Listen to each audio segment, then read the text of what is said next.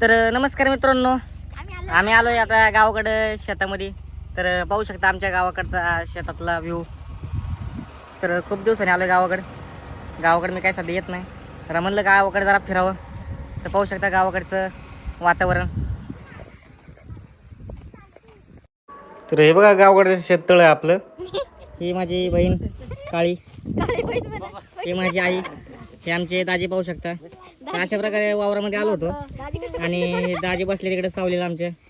तर आमचे दाजी म्हणले जरा गावकडे आलोय तर जरा तुम्हाला देतो आंबे काढून झाडाचे.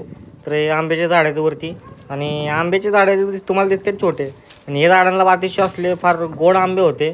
तर आपले गोड आंबे खाल्ले आणि चाललो म्हणलं जरा दुसऱ्या शेतात जाऊन यावं जरा.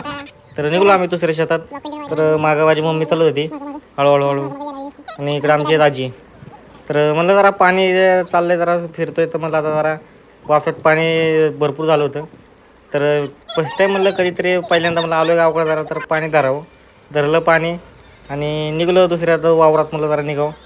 दुसऱ्या वावरातवरती मोटर बंद करायची होती, तर मोटर बंद करण्यासाठी विहिरीच्या जवळ जावं लागत होतं. तर विहिरीच्या जवळ जायचं असताना आम्हाला इथं खाली पावसाळ्यात भरपूर इथं खाली पाणी असतं. तर त्या पाण्याचा कॅनल आहे छोटासा, तर त्यामुळे आम्हाला इथून वरतून 2-3 लाकडं टाकली होती वरती जाण्यासाठी. दीदीला काय जाता नाही आलं, मी गेलो वरतून, कारण पावसाळ्यात पाणी येतं वरतीच जायला लागतं तिथून. आणि हे पाहू शकता पोत तळ आहे आणि तळ्याच्या पाशी एक आमचं मंदिर आहे गावाकडं. आणि मंदिराजवळ एक छोटा आपला गोठा पण आहे. गोठ्यात काय जनावरं सगळे गेली ती बाहेर वावरात. आणि पाहू शकता इकडं जनावरांना पिण्यासाठी पाण्याचा टँक ठेवला आहे छोटासा करून. तर गावाकडची मजाच खूप वेगळी आहे. तर जाता म्हणलं निघलो वावरातून आणि रोडला जरा थांबलो, म्हणलं जरा काहीतरी ज्यूस प्यावा. तर रस प्यायला थांबलो आम्ही. तर रस पिला. तर मस्त एकदम एका रोडच्या कडेला एकदम थंडगार वातावरण होतं. मस्त झाडाबिडांच्या खाली मस्त बाजबीज होती बसायला.